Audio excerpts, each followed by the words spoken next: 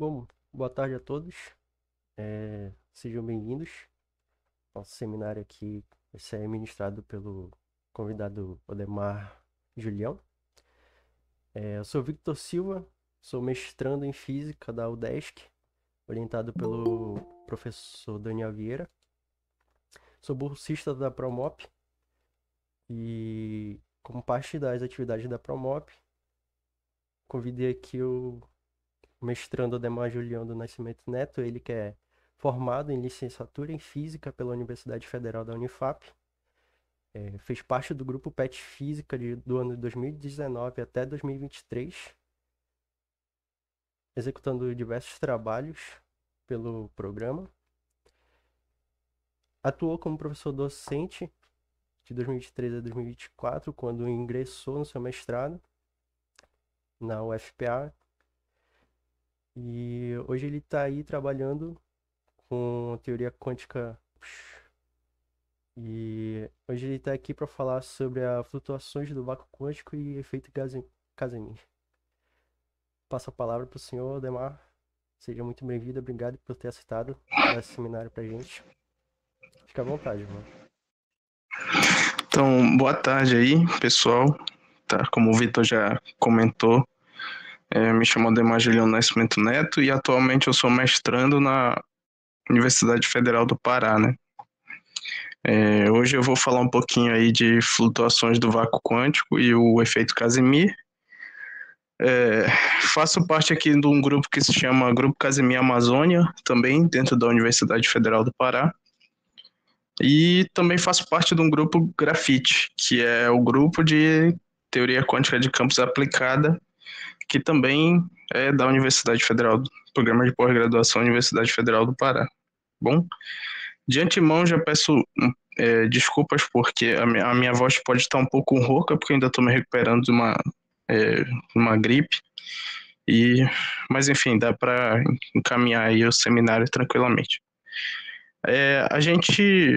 A ordem da apresentação vai ser mais ou menos essa daqui, né? Eu vou falar um pouquinho aí da evolução do conceito de vácuo ao longo da história, né?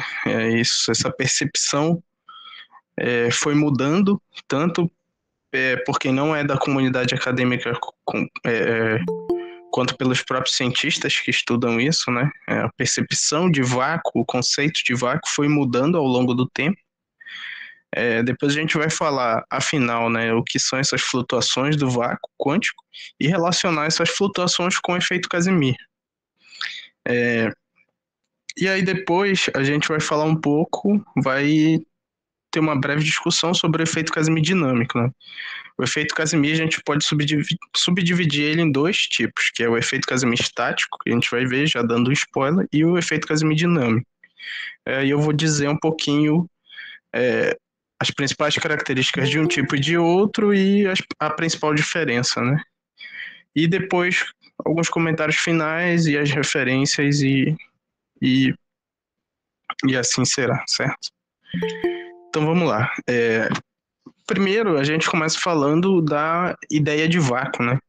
Essa ideia, ela não é... A gente fala em vácuo, né? E logo a nossa percepção moderna é equipamentos, né, bomba de vácuo, embalagem a vácuo e tal. Geralmente a gente pensa em algum tipo de maquinário, ou pode pensar também no vácuo, falar do vácuo do espaço vazio do universo, né, onde ficam os astros.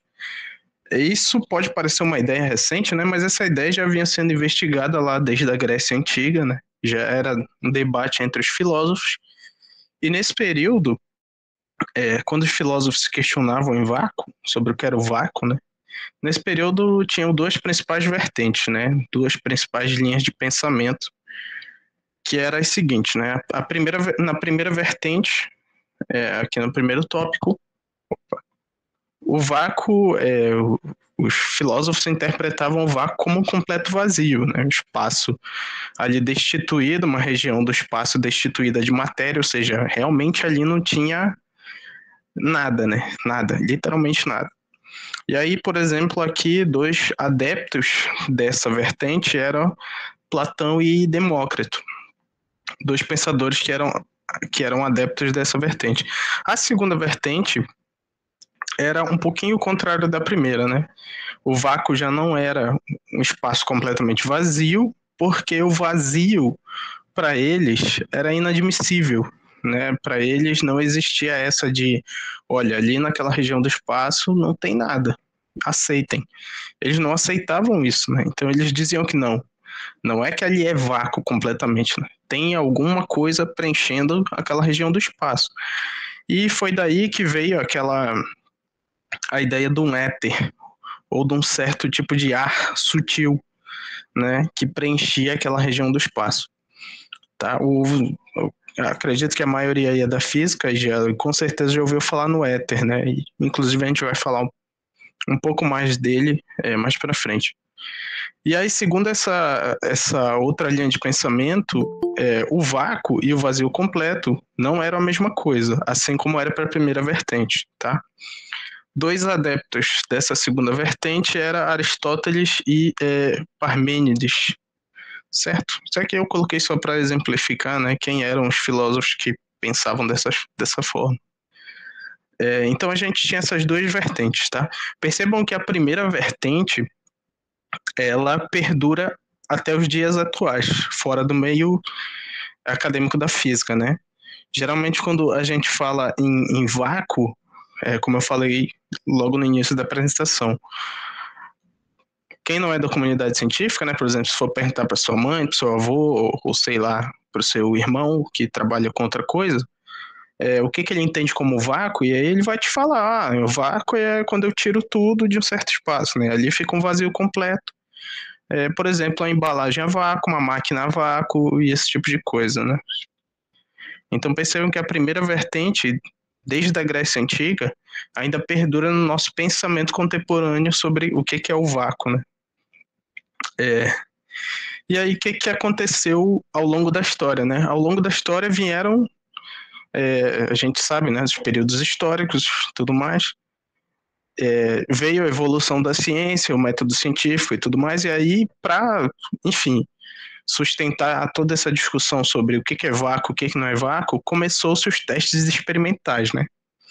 E aí um deles, muito interessante, foi esse teste aqui do chamado Otto von Guericke, tá? Para demonstrar o vácuo como um completo vazio. E o que esse cara fez? Esse cara pegou uma bomba, né, de retirar ar de dentro de regiões, e aí o que ele fez? Muito interessante esse experimento. Ele pega essa espécie de dois hemisférios, né, como se fossem duas cuias, ele junta elas de algum modo com essa bomba de retirar vácuo, ele consegue de retirar ar. Ele retira todo o ar que tinha dentro aqui dessa. E aí esses dois hemisférios formam uma esfera, né?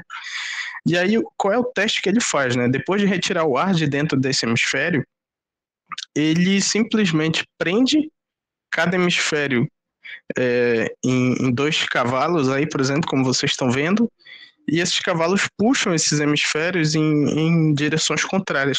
Só que o vácuo ali dentro é tão forte, o vazio ali dentro é tão forte, que a força que os cavalos fazem, né, em direções contrárias não consegue separar esse hemisfério, né?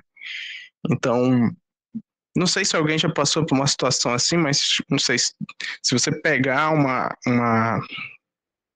cuia ou algo assim, tentar afundar ela na água, né? Primeiro ela oferece uma certa resistência e depois você consegue afundá-la completamente. Então a ideia é mais ou menos essa aqui, né?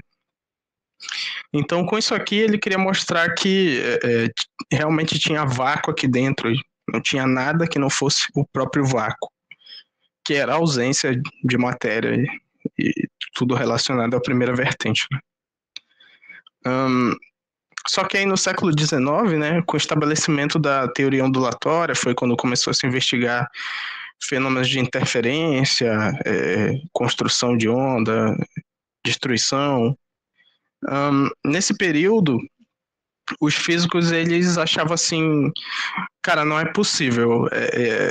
Essa luz que chega de fora da Terra, ela tem que se propagar em algum meio entre a Terra e o Sol, né, que é a fonte de luz que chega na Terra, e outras estrelas também, essa luz ela tinha que se propagar em algum meio. E aí, mais uma vez, a ideia de vácuo foi questionada. Por quê? Porque aí, todo o estudo da teoria ondulatória, os cientistas eles precisavam que aquela luz se propagasse em algum lugar.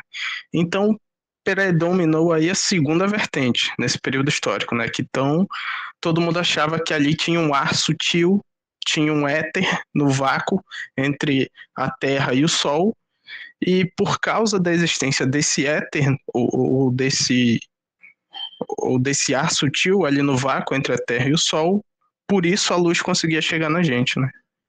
Então, percebam que uma hora predominava uma vertente, outra hora outra vertente, e aí a gente tinha todo esse conflito de ideias, né?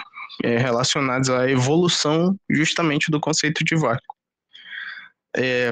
Só que aí o que aconteceu? Eu não sei se vocês já estão acostumados com esse experimento aqui, mas foi um experimento famoso, que foi o experimento de Michelson e Morley.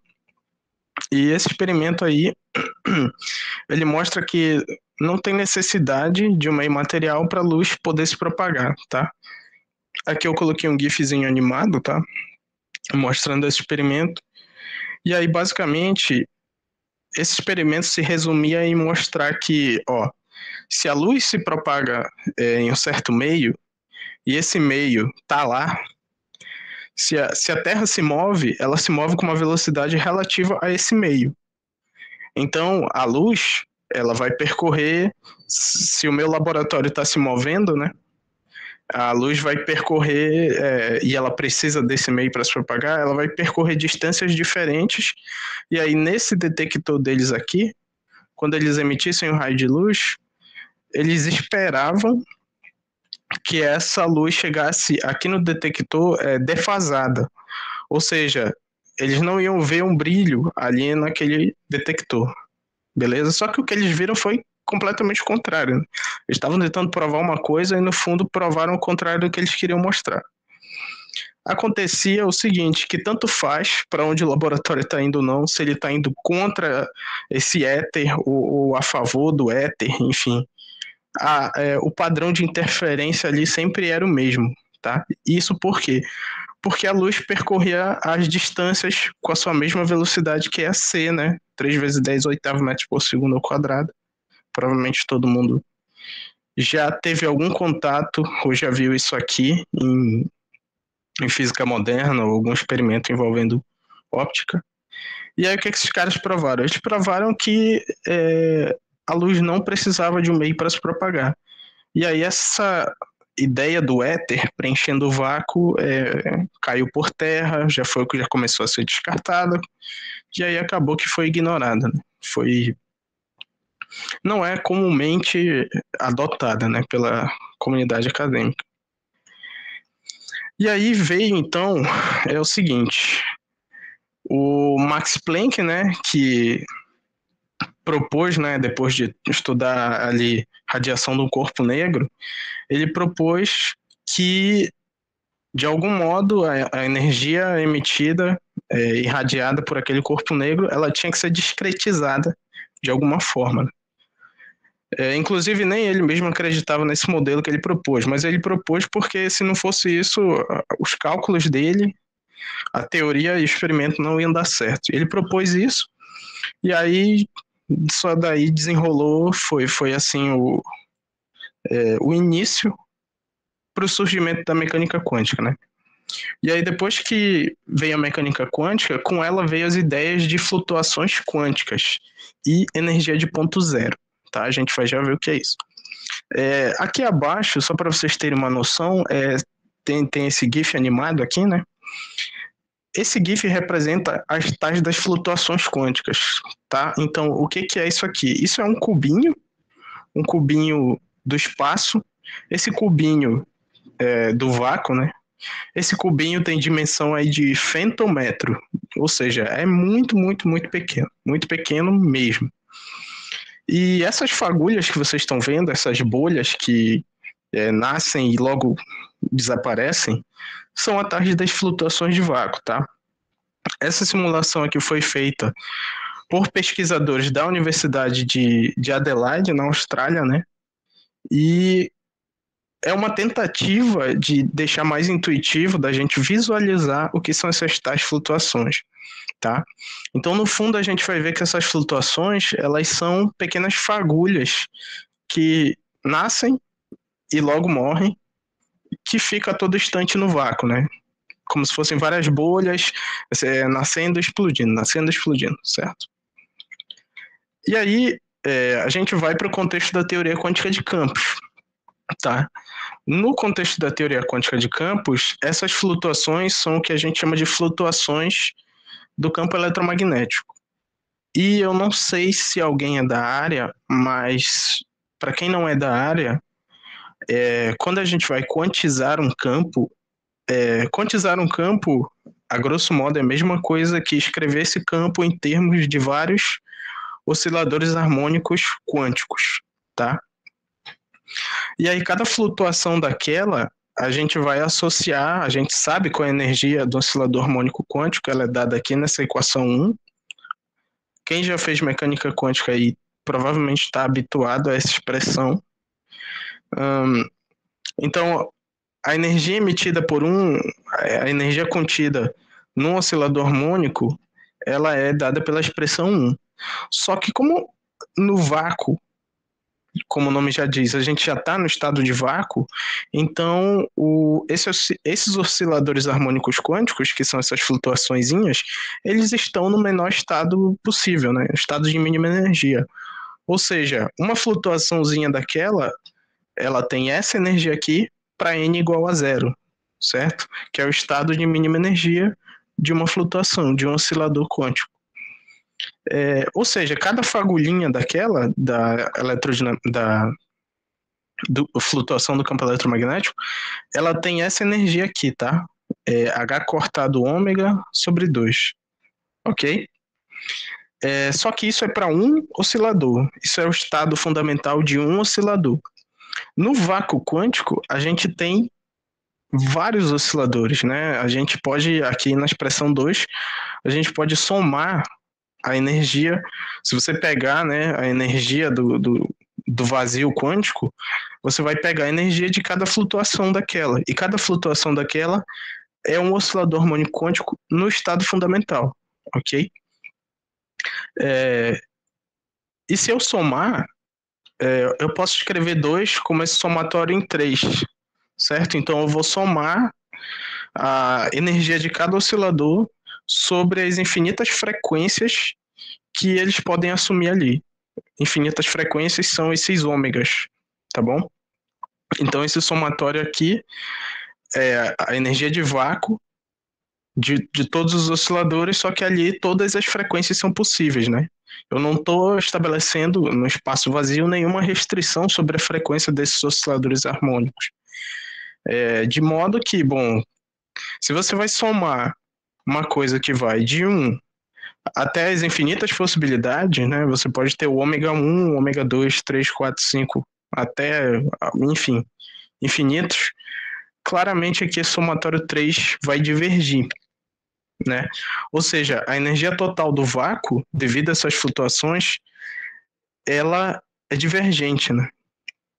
Então, percebam a complexidade do vácuo quando a gente pensa nele, que é só uma região onde não tem nada, né? É só um vazio. Na verdade, ele não é tão vazio assim, né? Tá cheio de fagulhas lá. E se eu calcular a energia dessas fagulhas, olha que doideira, isso diverge, né? Isso tem uma energia infinita. E aí eu chamo a atenção para isso, né? Da equação 3 a gente pode notar que a energia de vácuo ela vai divergir, certo? Isso é um detalhe muito importante. E aí a gente já começa a falar um pouquinho de efeito Casimir, que é o seguinte: o que vai acontecer se eu pegar, se eu confinar uma parte desse vácuo entre duas placas paralelas, né? Delimitar essas flutuações dentro de uma certa região. E aí, por exemplo, eu posso pegar duas placas paralelas e simplesmente confinar, né? Um detalhe é que essas placas elas são perfeitamente condutoras, só que neutras, ou seja, não estão carregadas, né? E aí, a princípio, por exemplo, se você poderia se perguntar, né, o que aconteceria? Só que a princípio, ó, as placas são perfeitamente condutoras, não estão carregadas, elas só estão sujeitas às flutuações quânticas. Então, se eu colocasse elas a uma certa distância, muito pequena, a princípio eu não diria que aconteceria nada, né? Porque você não tem carga elétrica ali, né? Você tem pequenas flutuações que nascem e morrem, que nem dá tempo de formar um campo eletromagnético espontaneamente, né? Ou seja, a princípio não deveria acontecer nada, né? A princípio. Só que é o seguinte, acontece um negócio muito curioso. E quem descobriu isso daí, na verdade, quem previu isso, teoricamente, foi o Hendrik Casimir, tá? Ele estuda esse modelo de duas placas paralelas, separadas por uma distância muito pequena, e ele compartilha as previsões dele num reviewzinho, num artigo muito rápido, de 3 páginas só, eu acho. Faz uma conta bem simples e mostra que você vai encontrar ali dentro da cavidade, ou seja, entre as placas, você vai encontrar essa energia aqui, você vai encontrar uma densidade de energia, né, porque é energia por área. Então você vai encontrar uma densidade de energia que é finita, e você também, consequentemente, dada essa energia, se você tomar menos a derivada dessa expressão aqui, você vai chegar exatamente na força por área, certo? Só que força por área vocês sabem que é pressão. E aí no fundo a gente tem o quê? A gente tem uma pressão de radiação ali, tá? Aí volta a essa figura aqui. Nessa figura aqui, percebam que a gente tem as flutuações de vácuo fora da cavidade e a gente tem as flutuações de vácuo dentro da cavidade, né? Só que, como o Casimir já mostrou, eu tenho uma energia ali que é finita e tem energia fora, que diverge, né? Então, você tem uma diferença de energia fora da cavidade e dentro da cavidade, você tem uma força ali dentro por área, uma pressão, e aí no fundo a gente tem aqui o que a gente chama, pelo menos no eletromagnetismo, de pressão de radiação, tá? Você tem uma pressão de radiação. Então é como se o tanto de energia, o monte de energia que tem fora da placa, empurrasse uma em direção à outra, certo? Por isso que a força que o Casimir encontra tem sinal negativo.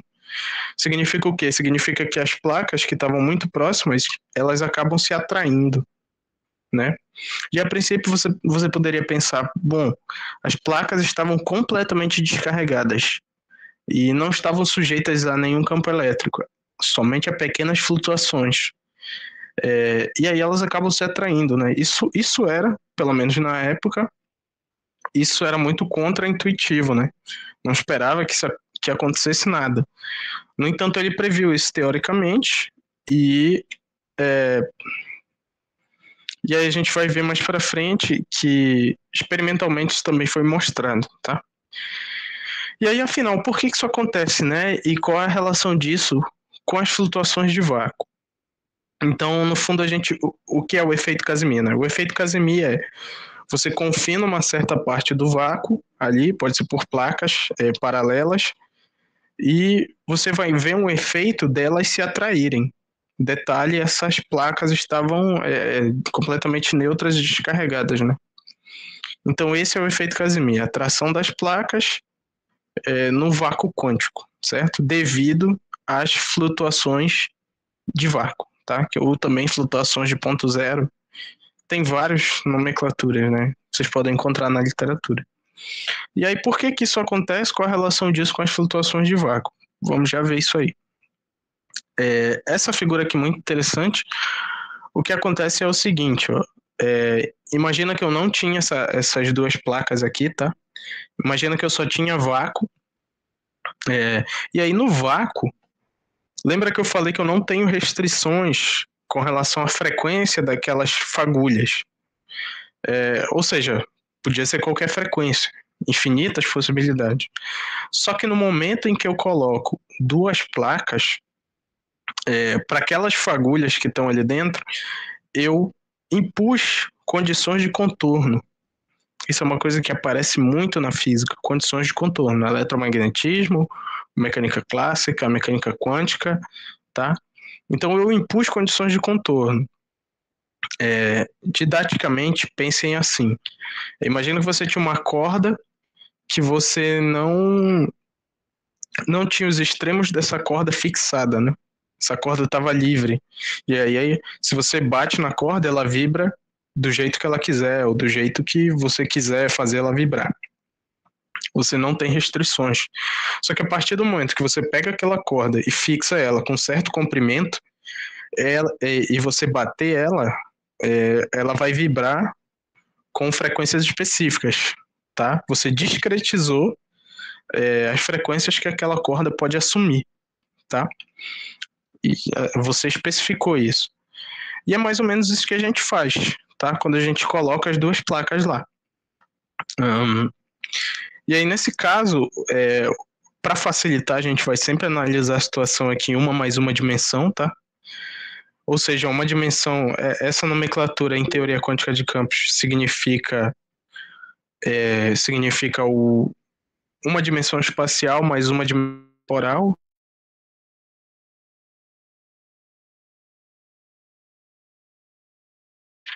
E aí, uma dimensão, o campo mais um, ele tem que obedecer às condições de contorno de Dirichlet em ambas as placas. Condições de contorno de Dirichlet significa que você tem que saber o valor do campo naquele contorno, tá? Ou seja, eu tenho que saber o valor do campo nas placas. Como a nossa placa é ideal, não perfeitamente condutora e descarregada eletricamente, o campo nessas placas ele vai se anular. Lá do eletromagnetismo, a gente sabe que nessas condições o campo nas placas, nas bordas, né, ele se anula, tá? E aí isso aí vai implicar em ômega k, que é a frequência das flutuações, e elas serem um múltiplo de π dividido pelo comprimento a distância entre as placas, tá? Esse A é a distância entre as placas. Ou seja, basicamente aqui eu vou restringir as frequências das flutuações dentro da cavidade, beleza? Só que aí é o seguinte, o Casimir, ele define a energia dele, que ele não chamou de minha energia, né, mas enfim, leva essa nomenclatura, ele definiu essa energia como a diferença de energia. Tanto que, bem aqui, ó, se vocês perceberem, eu estou usando, eu não falei, né, mas aqui eu estou usando a mesma nomenclatura que o Casimir usou no artigo dele. Percebam que ele usa um ΔE, ou seja, isso aqui é uma diferença de energia, tá? É uma diferença de energia. Então ele define essa energia de Casimir como uma diferença de energia, que vai ser a energia dentro da cavidade menos a energia fora da cavidade. A energia dentro da cavidade a gente chama aqui de energia da cavidade, que é a energia que vai depender das frequências que eu discretizei. E a energia fora da cavidade é a própria energia de vácuo que a gente viu que diverge, tá? A gente viu que dá infinito, logo no começo da apresentação. Tá, e aí, ok. O que acontece aqui é que a energia dentro da cavidade também diverge. Ou seja, em que isso resolveu o nosso problema, né? Isso resolveu o nosso problema de uma maneira muito criativa, que foi o seguinte. Se eu pego aqueles ômegas K discretizado, coloco aqui na equação 4, eu percebo que eu vou ter uma soma em K, que são os números inteiros, né? O modo a gente chama modos do campo. E se eu somar isso de 1 a infinito, cara, aí você vai ter 1 mais 2 mais 3 mais 4 mais 5, mas enfim, né? Até infinito. Isso vai divergir também. E aí qual que é o problema aqui? Olhando aqui para a energia de Casimir, eu vou ter uma energia dentro da cavidade que diverge e eu vou ter uma energia fora da cavidade que também diverge. O que foi que o Casimir pensou? Ele pensou no seguinte, olha, eu tenho duas quantidades que são mal definidas, que são infinitos, que dão divergências, Então eu preciso regularizar isso aí. E regularizar é uma técnica muito comum na teoria quântica de campos, onde você pega uma quantidade que é mal definida, que diverge, e você consegue identificar naquela sua quantidade o que é que está fazendo ela divergir. Ou seja, você consegue separar o que dá infinito do que não dá infinito naquela quantidade. Beleza? E aí foi isso que ele fez. O que eu vou me ater aqui? Eu não vou me ater a falar de técnicas de regularização. Por quê? Porque eu tenho, não sei numerar quantas, mas tem várias técnicas de regularização. Que consiste em quê? Nisso que eu falei, né? Você identifica os infinitos e você pode remover eles, você pode descartar eles. E aí você vai ficar com uma quantidade que é finita, que vai ter esse significado físico, né? Então, basicamente o que ele fez foi usar a técnica de regularização na energia dentro da cavidade, na energia fora da cavidade, tá? E aí quando ele toma a diferença, essa diferença aqui, ele consegue chegar em um negócio finito com significado físico. Então, basicamente, após regularizar, né, essa diferença de energia, ele vai ver que a parte finita vai dar a tal da energia de Casimir, que novamente, né, ele não chamou de energia de Casimir, mas enfim, como leva o nome dele, é assim que a gente vai tratar aqui, né? E aí ele encontra a energia de Casimir. E detalhe, essa energia de Casimir, ela é para uma mais uma dimensão, tá? Ela é diferente dessa aqui, ó. Porque essa energia de Casimir aqui, ela é para 3 dimensões. Na verdade, 3 mais uma, né? Porque é 3 dimensões espaciais mais uma dimensão temporal. E lembra que aqui a gente particularizou, nós vamos analisar o modelo unidimensional. Ok. Opa.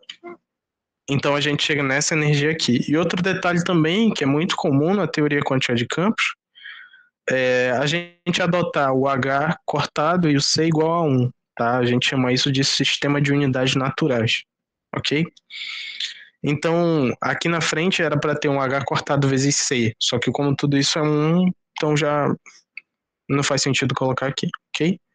E aí, da energia de Casimir em uma mais uma dimensão, a gente consegue obter a força de Casimir, que é só tomar menos a derivada da energia. Isso aí a gente já sabe desde a mecânica clássica. Então a gente chega na força de Casimir para uma mais uma dimensão, ok? E aí, afinal das contas, né? O que isso tem a ver com a flutuação, a energia de ponto zero, flutuações do vácuo? Tem a ver que se a energia fundamental de um oscilador harmônico quântico fosse zero, o vácuo quântico seria igual ao vácuo clássico, né? E aí não teria esse efeito aqui. O ponto-chave aqui é essa relação bem aqui, ó, tá? É a energia fundamental de uma flutuação não ser zero. Porque se fosse zero, imagina, você tem bilhões de flutuações. Se a energia de vácuo de cada flutuação é zero, quando você somar todas as energias, isso vai dar zero. E aí você vai ter o vácuo clássico, o vácuo macroscópico, digamos assim, né? Que é onde não tem energia nenhuma.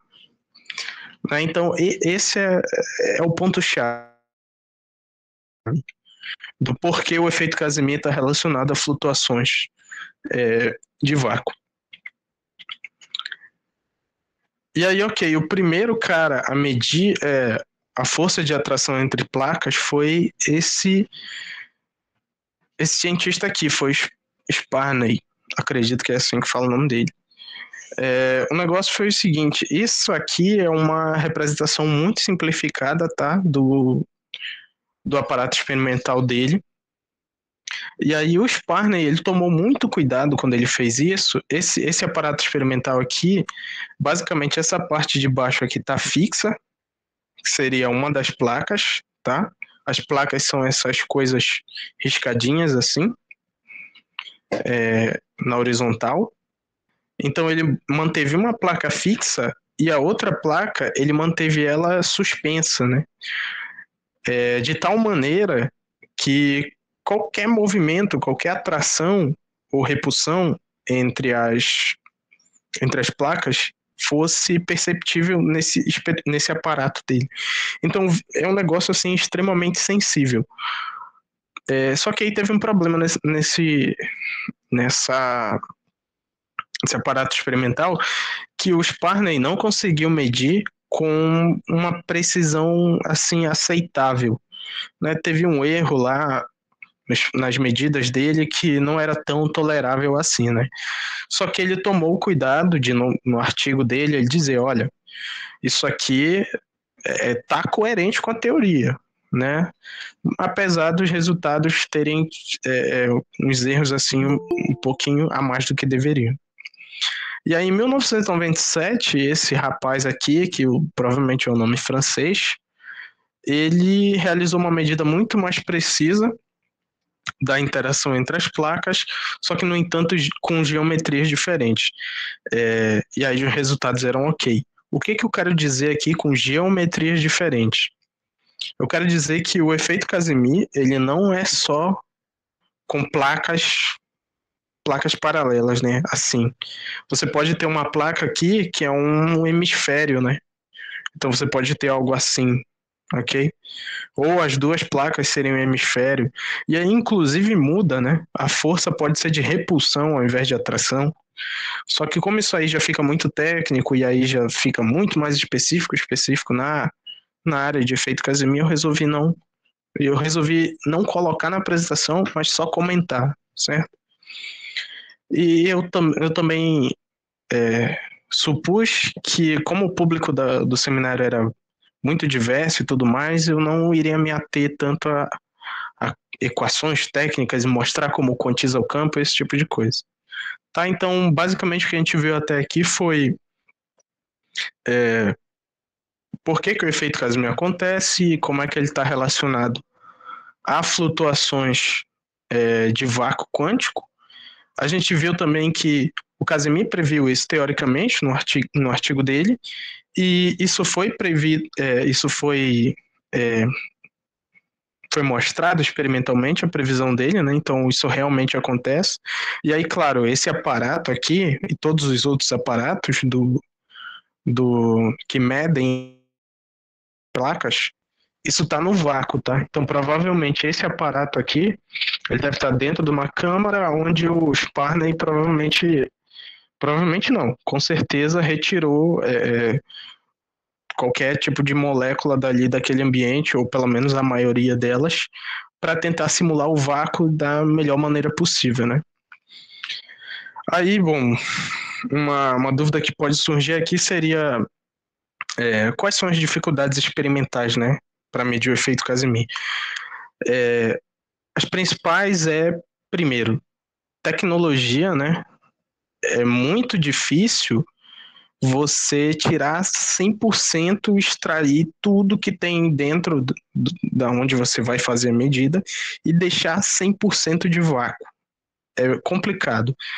Mas acredito que hoje em dia a gente já tem essa tecnologia.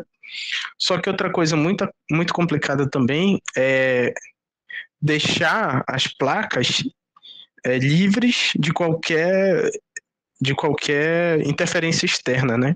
Por exemplo, o que eu quero dizer, você está lá na bancada fazendo o experimento e aí você tem que deixar duas placas muito próximas na micrômetros, e aí, sei lá, não sei, algum leve esbarrão na sua mesa de experimentos estragou completamente as suas medidas, enfim. Então é muito difícil fazer com que as placas fiquem completamente imunes, isoladas de interferências mecânicas, né, de balanços ou tremores, esse tipo de coisa.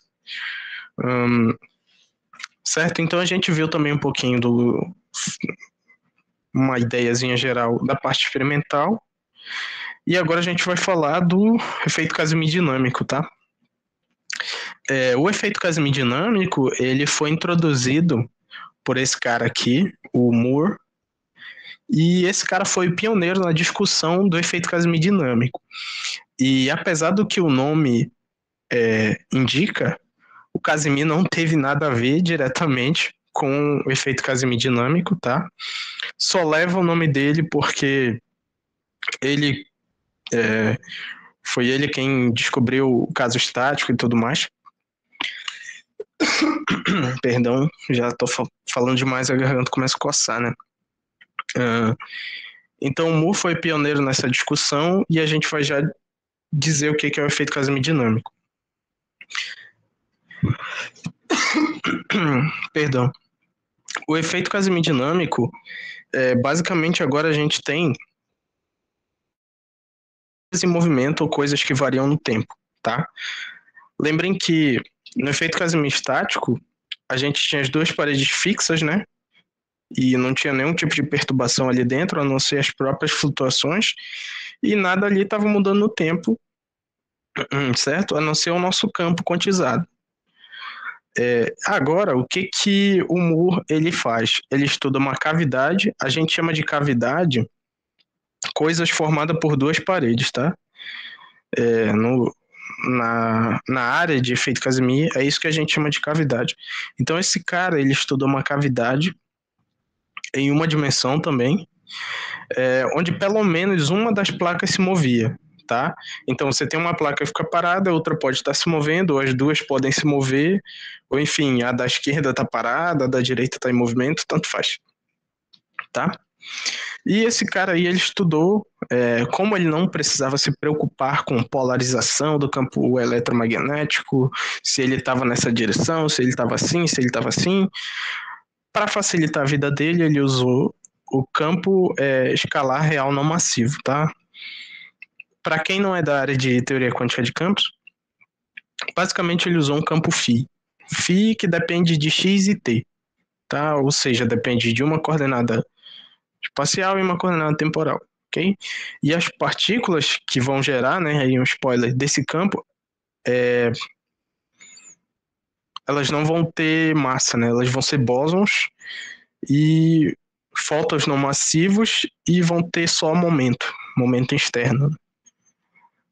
E aí o que esse cara fez? Essa figura aqui do lado, só para ilustrar o que é o efeito Casimir dinâmico, é o que a gente chama de linha de mundo, tá? Pelo menos na área de efeito Casimir a gente chama de linha de mundo. O que acontece na linha de mundo? O eixo horizontal é o x e o vertical é o tempo. Então percebam que cada pontinho desse tem uma coordenada xt, certo? Então o que está do zero para baixo é o passado e o que está do zero para frente é o futuro, né? Ou, não sei, o presente, dependendo do instante que você esteja analisando. Então, basicamente, o que acontece aqui, ó? Aqui no eixo T, eu tenho uma placa que está parada e percebam que com o passar do tempo, ela continua lá. A posição dela, o eixo X, ele não muda, tá? Ao contrário da placa da direita, ela começava parada, né? Passava lá no passado, ela estava parada. Só que a partir de um T maior que zero, ela começa a se mover arbitrariamente, né? E conforme o tempo vai passando, ela vai se movendo. E aí, basicamente, é essa configuração que eu estou querendo dizer que o Moore estudou, ok? Esses dois aqui, vocês podem ignorar essa linha tracejada também, porque isso só apareceu aqui porque eu não tinha uma figura sem essas coisas, tá? Então eu tive que usar essa. Mas basicamente foi esse o modelo que ele estudou, certo? E aí é o seguinte, aonde é que isso impacta, né, com relação ao efeito Casimir estático? Isso impacta porque agora as condições de contorno que antes eu só precisava saber a condição de contorno nas bordas, nas placas, né, e as placas estavam paradas, a condição de contorno era só saber o número ali, que no caso é zero, porque a placa era ideal. Nesse caso, as condições de contorno vão ser essas daqui, ó. Por exemplo, na placa que está à esquerda, o campo ali em zero, ele tem que ser zero. Ok. Na placa direita, a placa se move agora, certo? Então o campo na posição da placa tem que se anular, tá? E aí fica um pouquinho mais complicado, porque quando você vai quantizar o campo tem que se anular, só que a placa se move, né? Então, por exemplo, toda vez que ela se move, o campo tem que estar se anulando nela. E aí vocês têm que fazer transformações de Lorentz, aí o negócio fica um pouquinho mais complicado. O campo também vai ser dado pela equação 6, tá? Não se atenham a equações aqui, a ideia não é vocês aprenderem a quantizar campo, nem nada disso. A ideia é ver os efeitos disso na teoria, né? Então, por exemplo, eu tenho um campo escrito em termos dos operadores de aniquilação e criação, e as funções de modo desse campo são dadas em set. Percebam que essas funções de modo agora são um negócio muito complicado. Por quê? Porque é muito mais difícil eu lidar com uma parede que está perturbando o que está dentro da cavidade, né? Ela perturba o campo ali dentro, e aí vira uma mistureba só. E percebam que nas exponenciais eu tenho esse argumento R de t mais x e R de t menos x, né? Esse t mais x significa linhas nulas que se propagam da direita para a esquerda, né? E o t menos x são linhas nulas que se propagam da esquerda para a direita. O que eu estou querendo dizer é isso aqui, ó. Essa linha aqui, por exemplo, que sai da direita e vai para a esquerda, é uma linha que a gente chama do tipo t mais x. E essa linha que se propaga da esquerda para a direita é uma linha que a gente chama do tipo t menos x. É isso que eu estou querendo dizer, ok? Só que aí percebam que essas linhas são um argumento de uma outra função R, então isso aí deixa muito mais difícil de resolver esse campo enfim, encontrar densidade de energia, encontrar número de partículas, e o problema fica mais complicado, né? E aí o Moore, ele falou o seguinte, olha, o campo tem que ser esse daqui, com essas funções de modo, e tem mais uma coisa, para poder satisfazer essas condições de contorno aqui de cima, tá? Eu vou introduzir essa outra equação funcional aqui, que é essa que está aqui embaixo. Essa que está aqui embaixo, essa equação, se vocês pegarem qualquer, ou pelo menos 90% dos artigos de efeito Casimir-dinâmico, essa equação aqui vai aparecer, tá? Porque todos os artigos, muito provavelmente, vão citar esse cara, vão citar o artigo do Moore. E aí, qual que foi o diferencial dele? Essas funções R. Só que essa função R, ela carrega consigo, carrega um problema, né? Na verdade, não é um problema, é uma dificuldade que ela é uma equação funcional. Então, eu tenho que achar o R nessa equação para poder jogar na minha função de modo, para saber como é que o campo se comporta, tá? Só que esse R depende do Q de T. O que é o Q de T? O Q de T é a lei de movimento da fronteira da direita, tá?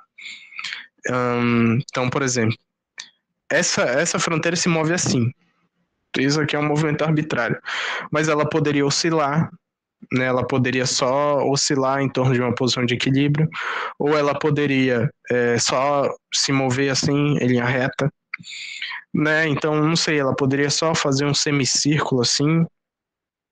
Então, percebam que essa parede, ela pode se movimentar, a princípio, arbitrariamente, só que, claro, desde que a velocidade dela seja menor do que a da luz, né? Porque senão vai violar princípios físicos. Então, esse R é um negócio muito complicado de resolver, muito mesmo. Inclusive, a gente está lidando com um problema desse no grupo atualmente. E aí, enfim, essas três equações aqui foi para vocês verem o quão a dependência temporal afeta aqui, né? Um negócio que vai ficar complicado o problema.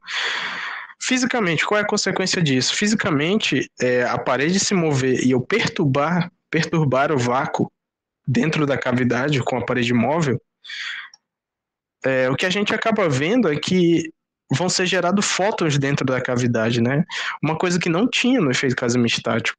Ou seja, agora, essa perturbação do campo do vácuo dentro da cavidade vai gerar partículas. Então, vou ter criação de partículas, certo? Essa é a grande novidade, digamos assim, do trabalho do Moore, e é aí que fica bem estabelecido, olha, o efeito casimir-dinâmico é esse e o efeito casimir-estático é esse daqui, tá? Só que aí é o seguinte, né? Não é só aí que o efeito casimir-dinâmico se manifesta. Ele pode se manifestar também. Eu não preciso ter duas placas, né? Não preciso ter uma cavidade. Eu posso ter uma placa só, desde que essa placa se mova, tá? Que foi um trabalho também muito conhecido da área, que foi estudado pelo Fulling e Davis, tá? Que é a radiação emitida por uma única fronteira em movimento, que é basicamente essa imagem aqui da direita. Eu tenho uma fronteira aqui, de novo, né? Eu tenho aquele diagrama de linha de mundo, né? Na direção X aqui e a direção T é vertical. E aí, só que essa fronteira, ela estava parada, né? Percebam, estava parada. E aí ela começa a se mover para a esquerda. E aí, em um certo T maiúsculo, ela assume o movimento retilíneo uniforme, né? Para cá. Só que percebam que nesse período em que ela perturbou o vácuo, ela ficou perturbando o vácuo, eu tenho essas setinhas aqui, né? Eu tenho a emissão de radiação, ou seja, eu tenho a emissão de fótons, eu tenho a geração de partículas. Então, onde antes era vácuo, com essa perturbação desse agente externo que é a parede, eu forneço energia para a criação de fótons, né? Então é um efeito bem interessante, né? Aonde não tinha nada ali, e agora tem fótons, né? Eu consigo gerar fótons através do movimento da fronteira. Isso é muito legal, né? E isso não era contraintuitivo também e não tinha no efeito quasimistático. Em outro contexto, né, onde se manifesta o efeito casimir-dinâmico é na produção de partículas em espaços-tempos curvos. Isso aí também é muito interessante, mais para a galera da gravitação, né? Para quem lida com espaços-tempos curvos. Geralmente o pessoal de teoria quântica de campos também lida com isso, mas não é tão assim, não é tanto quanto o pessoal de relatividade ou gravitação. E por que tem criação de partículas aqui? Porque a métrica que a gente usa, e aí infelizmente vai ter que ficar um pouco mais técnico agora, mas a métrica da teoria quântica de campos é uma métrica de Minkowski, espaço de Minkowski, que tem seus elementos constantes, eles não mudam no tempo, tá? Os elementos da métrica são constantes. Em espaços curvos, os elementos da métrica geralmente dependem do tempo, ou seja, intrinsecamente naquele espaço, as coisas já dependem do tempo de algum modo, tá? E aí essa dependência temporal gera dependência temporal nas condições de contorno de um campo nesse espaço curvo. E a gente já viu que condições de contorno que mudam no tempo vão estar relacionadas de algum modo ao efeito casimir-dinâmico, certo? Condições de contorno num campo e essas condições mudam no tempo e isso está relacionado ao efeito casimir-dinâmico. Outra forma também de eu ter... E aí tem criação de partículas também, tá? Nesse segundo tópico aqui. Outra forma também de eu ter efeito casimir-dinâmico é eu manter a cavidade parada, tá? Só que lá dentro do meio, por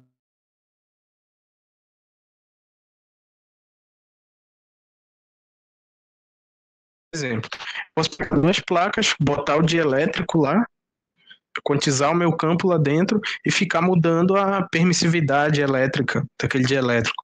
Colocar uma dependência temporal naquilo. Ou mesmo com a cavidade parada, eu boto o campo quantizado lá dentro e ligo um potencial externo que fica perturbando temporalmente isso. E aí também eu vou ter criação de partículas. Então percebam que efeito casimir-dinâmico, isso é um ponto-chave também, que eu queria deixar claro. Efeito casimir-dinâmico não é sinônimo de paredes em movimento, tá? Por que que eu dei esse ponto claro? Porque quando eu comecei a estudar esse assunto, eu pensava nisso. Eu pensava, efeito casamento estático é cavidade parada, efeito casamento dinâmico ela está se movendo. É essa a diferença. E não é só essa a diferença, né? A gente está vendo aqui que a diferença é bem grande. E aí eu vou falar um pouquinho da pesquisa atual também e dos objetivos atuais do grupo, né? O que tá, enfim, está englobando a minha pesquisa aqui também, né? Um dos objetivos é fazer modificações e computar a produção de partículas para diversos modelos presentes na literatura, né? Ou seja, o que que a gente geralmente faz no grupo? A gente pega modelos de cavidade, de campo massivo, eletromagnético, até campos de Dirac também, que é campos de férmio. A gente pode pegar esses campos, fazer pequenas modificações, né? Quantizar e botar dentro de outra cavidade e uma certa cavidade que oscila ou não oscila, ou as duas oscilam, enfim. A gente faz essas modificações e tenta ver em que isso afeta no número de partículas. Se aumenta o número de partículas, se diminui, se não acontece nada. Então, esse é um dos objetivos do grupo. Geralmente, a gente pesquisa coisas relacionadas a isso. Outras coisas também que a gente faz é focar um pouco naquele artigo do Moore, né? Lembra que eu falei para vocês que ele era pioneiro na área, né? E aí a gente tenta também muito investigar aquelas funções R que eu falei para vocês que são muito complicadas. Tem vários artigos aí de métodos para resolver aquela equação funcional. E aí o que, que a gente faz? A gente pega algum R da literatura e verifica se aquilo está consistente, né? Por que, que a gente faz isso? Porque na maioria dos artigos, o autor ele nunca mostra, olha, esse meu R de Moore, a gente chama R de Moore, saiu daqui. Dificilmente. Geralmente é um chute. Olha, esse R aqui dá certo, ele resolve a equação, ele dá o comportamento do campo, ele dá a lei de movimento da fronteira. Geralmente é assim, né? E o grupo... E aí a gente tenta, bom, olha, esse cara tá falando aqui. A gente poderia acreditar simplesmente nele e usar o mesmo R num trabalho nosso? Poderia, mas é bom a gente verificar, né? Se esse R aqui é bonitinho, se ele satisfaz isso e tal. Então, geralmente, esse é um tipo de pesquisa que a gente faz também. E outra coisa que a gente pesquisa muito é analisar cavidades de uma fronteira oscilante para estudar como a ressonância do movimento do espelho afeta na densidade de energia da cavidade. Esse último tópico principalmente está relacionado ao que eu estou fazendo atualmente, porque eu estou estudando um artigo da literatura em que o modelo é esse, ele tem uma cavidade onde uma das paredes oscila, de ter uma oscilação senoidal, e aí a frequência do campo dentro da cavidade coincide com a frequência de oscilação, e aí isso tem um efeito na densidade de energia. Isso gera dois picos, assim, para tempos longos o comportamento é 1 da densidade de energia, para tempos curtos o comportamento muda. E aí a gente está estudando tudo isso, fazendo várias modificações no modelo. E está sendo uma pesquisa bem interessante, né? A gente pretende aplicar em outros modelos também, sejam eles oscilatórios ou não. E acredito que seja isso relacionado a esse último tópico, né? Aqui na conclusão, né, os principais pontos que eu queria destacar da apresentação, né? Uma consequência direta da existência das flutuações quânticas do vácuo é o efeito Casimir. Isso aí veio daqueles questionamentos, né? Por que afinal, o que tem a ver o efeito Casimir com as flutuações de vácuo? Tem a ver que, se não tivesse as flutuações de vácuo, se a energia de ponto zero de um oscilador harmônico, que faz parte do campo eletromagnético, fosse zero, não teria efeito Casimir, né? A gente teria um vácuo, o vácuo microscópico, o vácuo do reino quântico, seria igual ao vácuo macroscópico, tá? Basicamente é isso que significa esse primeiro ponto, né? O segundo ponto, que era bom deixar claro, é que a principal diferença entre o efeito Casimir estático e o dinâmico é a criação de fótons, né? Percebam que no estático em nenhum momento eu falei de criação de fótons, mas no dinâmico sempre aparece a criação de fótons, certo? O efeito Casimir dinâmico não é exclusivo de fronteiras e movimento. Exatamente foi aquilo que eu falei para vocês, né? Quando você fala em efeito Casimir estático e depois em efeito Casimir dinâmico, imagina que vocês não tivessem visto a apresentação, você ia pensar, um tá parado e o outro tem alguma coisa se movendo.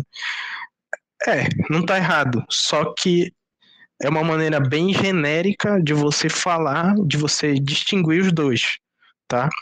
Então, efeito Casimir dinâmico, a gente viu que ele tem espaços curvos, não precisa ser uma cavidade, pode ser uma fronteira só se movendo. A gente viu que eu posso ter a cavidade parada e alguma propriedade do meio mudando para ter o efeito Casimir dinâmico. Tá? Então, realmente não é nada exclusivo de fronteiras e movimento. Tá? Outra coisa que eu queria destacar é que eu posso ter dito algumas vezes fronteira, ou placa, ou espelho, ou não sei, algo que remetesse a isso, mas no fundo eu estou falando da mesma coisa, tá? Nesse caso aqui, fronteira, placa, espelho, é tudo a mesma coisa, tá? Outro ponto-chave aqui é que o vácuo não é tão simples quanto a gente pensa, né? Não é simplesmente um espaço vazio. Como a gente pensa contemporaneamente, né? Devido à primeira vertente, né? Que vem desde da primeira vertente dos filósofos. Então, não é simplesmente, vácuo, não tem nada ali, ok, você não se importa e fica por isso mesmo. Não é tão assim, né? No contexto macroscópico, ok, você não vê diferença, né? Se tem vácuo aqui, se não tem e tal. Só que no contexto microscópico, você vê que daí vem vários efeitos, né? O efeito Casimir dinâmico, o efeito Casimir, aliás, é um dos efeitos, tá? Outros efeitos que vocês podem ver por aí, tem, se eu não me engano, o efeito Purcell, não lembro se é assim que fala o nome do cientista. Tem o efeito de emissão espontânea, você tem também forças dispersivas, você tem também forças dispersivas, interações de Van der Waals, se eu não me engano, tudo isso está relacionado ao vácuo quântico. Só que é o seguinte, por que eu não falo desses efeitos? Porque não é minha área, né? Então eu evito falar de assuntos que eu não domino para, não sei lá, não acabar falando de repente alguma besteira. Mas eu sei que esses eventos, que eu sei que esses efeitos são consequências também do vácuo quântico, tá? Não é que é só o efeito Casimir também, tem outros, certo? E aí, o último tópico aqui é, mesmo depois de muitos estudos, a natureza do vácuo quântico gera discussões na comunidade acadêmica até os dias atuais. Isso aqui é muito interessante, porque ao mesmo tempo que a gente vê efeitos do vácuo quântico, né, ainda assim você vai encontrar papers ou artigos que questionam a natureza do vácuo quântico. Então, realmente ali não tem partícula nenhuma, ou tem, geralmente você vai ver esses debates, ou você vai ver algum artigo em alguma revista de ciência que ainda tenta revisitar o éter e falar alguma coisa ainda dele, que ele não pode ser descartado completamente. E isso é interessante porque, afinal de contas, é bom que tenha, né, o diálogo dentro da comunidade científica, mas a gente vê que cada vez mais a ideia do vácuo quântico, como foi apresentado aqui, né, cheio de flutuações quânticas e tudo mais, é a ideia que predomina, né, atualmente, e é a que, bom, experimentalmente está dando resultados muito bons. Um exemplo é experimentos relacionados à cromodinâmica quântica, né, que bate lá várias casas, mais de 10 casas decimais, a teoria com o experimento, né? Então, Então, essa ideia que a gente tem de vácuo quântico, apesar ainda do debate sobre a natureza do vácuo, ela, ela é bem concisa, ela é bem fundamentada, né? E dá resultados também, então, muito boa. Essa aqui são algumas referências, né? Alguns livros aqui de óptica quântica e o próprio artigo do Casemir. A gente trabalha também com o professor Farina, que é um professor da UFRJ, ele também é parceiro do grupo Casemir Amazônia. Alguns livros aqui da Revista Brasileira, né, de ensino de física, o artigo do Moore, o artigo do Fulton Davis, o artigo do DeWitt, que fala sobre teoria quântica de campos em espaços curvos, tá? Lá tem também fala de criação de partículas e tudo mais, tal. E é isso aí. Muito obrigado pelo convite aí, pela atenção de vocês, terem tirado um tempo aí nessa segunda-feira aí para assistir o seminário. Viu? Obrigado.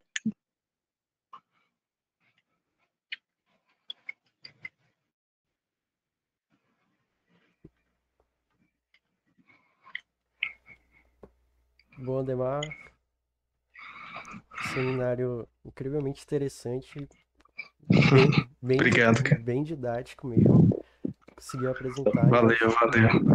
deu para passar a ideia mesmo, deu para compreender a respeito das flutuações e principalmente do efeito Casimir. Quando tu falou da questão de ser efeito Casimir estático e dinâmico, eu pensei exatamente no que tu falou de um tá parado e outro tem alguma coisa se mexendo, né? Mas daí tu foi destrinchando, ficou bem interessante mesmo.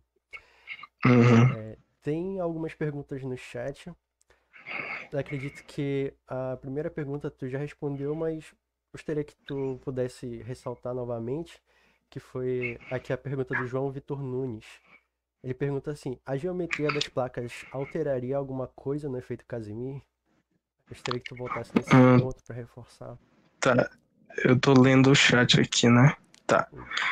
Pergunta foi... Vocês estão me ouvindo, né? Sim? Sim, tá. Pergunta foi: a geometria das placas alteraria alguma coisa no efeito Casimir? Sim, exatamente, foi o que eu comentei durante a apresentação, que é, por exemplo, se eu tenho duas placas, né, paralelas, duas chapas, né, digamos assim, eu tenho atração entre elas, né? Mas se eu mudo a geometria, se é, por exemplo, espelhos curvos assim, né, ou um assim e outro curvo, isso altera no sentido da força, na direção da força. Então, dependendo da geometria da placa, ou você vai ter atração ou repulsão, e assim por diante. E outra coisa muito interessante também é que essa história de atração ou repulsão, isso está relacionado também com as condições de contorno. Então, por exemplo, se você tem condição de Dirichlet numa placa e de Neumann na outra, o que é condição de Neumann, de contorno de Neumann? É a derivada do campo naquela placa e não o campo na placa. Então, se você... Ou condição de Robin, não sei se vocês já ouviram falar. Condição de Robin é o que a gente chama de condição mista, que é um pedaço, essa condição, ela, no limite, ela recai em Neumann e no outro limite ela recai em Dirichlet.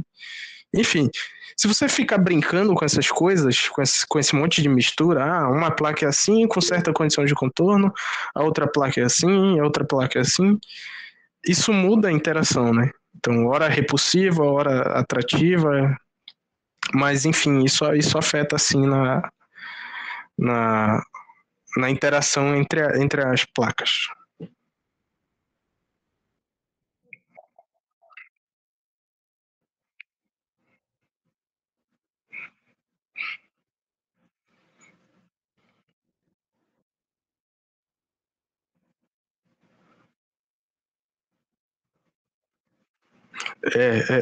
Muito boa pergunta.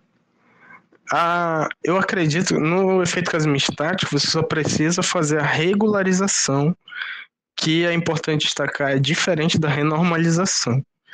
A regularização você identifica os infinitos daquela grandeza e você consegue separar, é isso aqui que dá infinito e isso aqui dá finito. Aí você simplesmente descarta a quantidade mal definida e fica só com o que é finito, tem o resultado físico, né? Renormalizar seria, o que a gente usa em teoria quântica de campos, é a sua grandeza de interesse, que tem significado físico, está divergindo, está dando infinito. Você precisa renormalizar aquela sua grandeza a um certo valor que seja conveniente para você, tá? Um exemplo é a energia de vácuo. Eu não falei aqui porque isso aí é mais da teoria quântica de campos. Mas um exemplo é a energia de vácuo. Quando a gente quantiza o campo, vai calcular a energia de vácuo e você aplica o campo quantizado no estado de vácuo, você vai ver que isso vai dar infinito. Aí você renormaliza isso a zero. Ou seja, quando eu aplicar o campo no estado de vácuo, isso aí vai dar. Isso vai me retornar o alto valor zero. Então, essa é a diferença, né? Então, para o efeito Casimir estático, você só precisa regularizar. Em certas situações no efeito Casimir dinâmico, você tem que usar renormalização também, tá? Você tem que usar os dois para efeito Casimir dinâmico.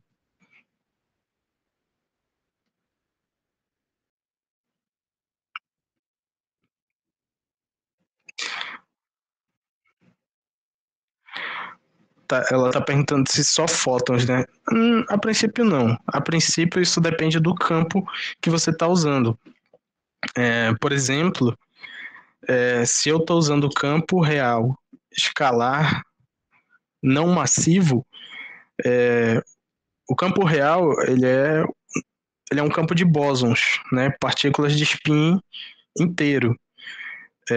Spin, spin inteiro, ou seja, se o meu campo tem spin zero, ele está relacionado a fótons. E aí as partículas que vão ser produzidas lá são fótons não massivos, tá? Mas se eu tiver, por exemplo, usando um campo de Dirac, que é partículas de spin semi-inteiro, né?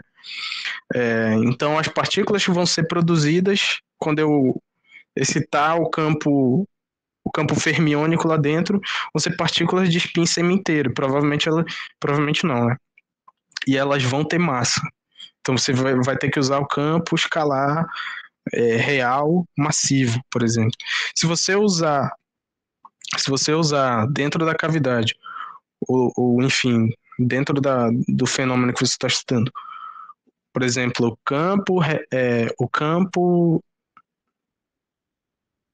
meu Deus, qual é o contrário do campo real? É o campo complexo. Se você está usando o campo complexo, não massivo, aí você vai ter partícula e antipartícula.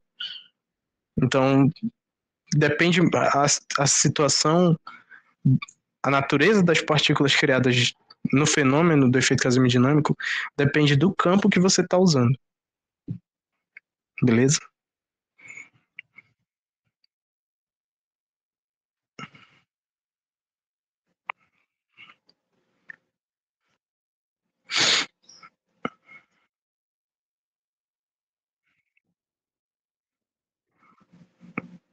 Cara, não. A princípio não, inclusive tem um artigo muito interessante que fala sobre isso, que é o seguinte, eles não violam porque, eu acho que eu entendi o que você está querendo dizer. É, Pelo que eu entendi, você está querendo dizer assim, olha, não tinha nada ali, né?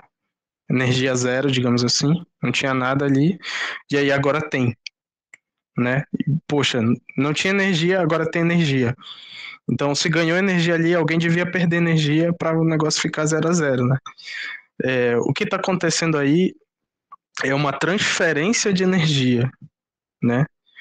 O, é, a fronteira móvel, por exemplo, ela é um agente externo.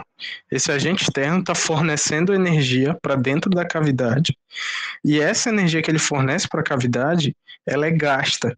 Como é que ela é gasta? Gerando as partículas. Então, você não tem uma energia ali que sumiu do nada, você tem uma energia ali que foi transferida, certo? E essa energia transferida ela foi usada para gerar partículas. Então, partículas aí não necessariamente se manifestam como energia, tá? Eu não sei se deu para entender, se ficou claro.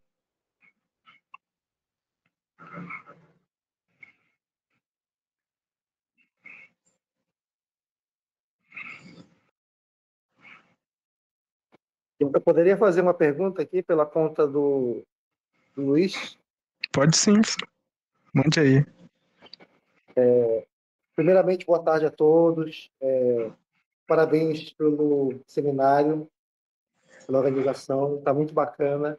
Eu achei extremamente didático, foi mais didático do que quando eu fazia doutorado e perguntava o que era efeito Casimir para os meus colegas. Né? Foi bem didático, Ademar, parabéns, eu aprendi muita coisa. Eu fiquei muito intrigado com essa pergunta do oscilador, da criação de partículas, da energia e tal. E aí eu estava até conversando aqui com o Luiz o seguinte, o que me pareceu, quando você tem o efeito Casimir dinâmico, você tem a fronteira móvel, ao que me parece, quando você perturba o sistema pelo movimento da fronteira, você está promovendo que esses osciladores harmônicos saiam de um estado fundamental, em um estado excitado, e aí quando voltam novamente ao estado fundamental, ele emite fóton. Né? Ao que me parece, essa geração de fótons acontece no procedimento igual a esse, porque tem ali no vácuo infinitos osciladores harmônicos, né? Pelo menos no estado fundamental. Se você perturbar, ao que me pareceu, né? Eu interpretei, você promove a transição para níveis de energia maiores, e quando o sistema volta novamente e chega no estado fundamental, ou diminui para níveis de energia mais baixos, ele produz um fóton, igual como a gente estuda na mecânica quântica comum. É mais ou menos essa Exatamente. Tanto que, por exemplo, no efeito Casimir dinâmico, né, a fronteira, como eu mostrei para vocês no passado, ela estava parada. Então ali é estado de vácuo puro, né? Estado de vácuo. E aí ela tem a perturbação e a gente só consegue calcular o número de fótons quando ela para de novo. Então ela estava parada, ela se move e depois ela para de novo. É o que a gente chama de estado in, que é antes, e o estado out, que é quando ela para depois, né? A gente só consegue calcular nesse estado out. Por quê? Porque durante a perturbação, lá dentro está tudo embaralhado. Né?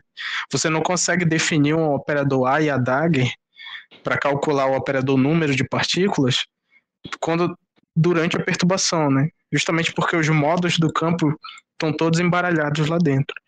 Né? Então, acredito que a ideia é exatamente essa. Né? Tem toda uma perturbação, e aí eu só consigo calcular de novo depois que aquela turbulência passou.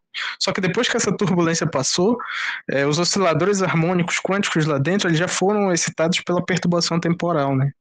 Então, eu imagino que seja isso aí também. Essa interpretação também. Bacana. Obrigado, então. Valeu. Parabéns. Valeu.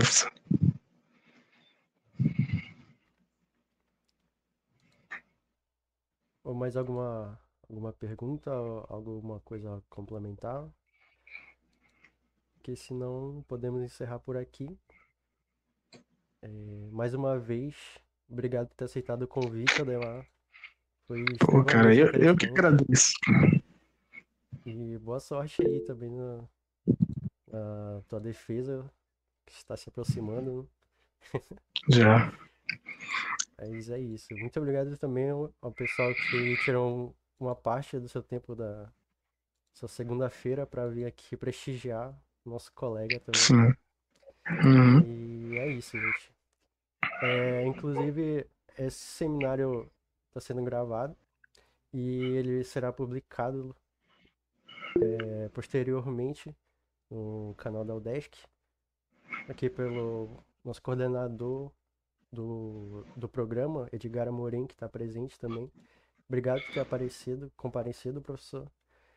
E é isso. Quem quiser rever alguma parte, vai estar disponível em breve também. E é isso, gente. Muito obrigado pela presença. Obrigado novamente, Adama. Tá, pô, cara, eu que agradeço aí, valeu todo mundo que apareceu aí.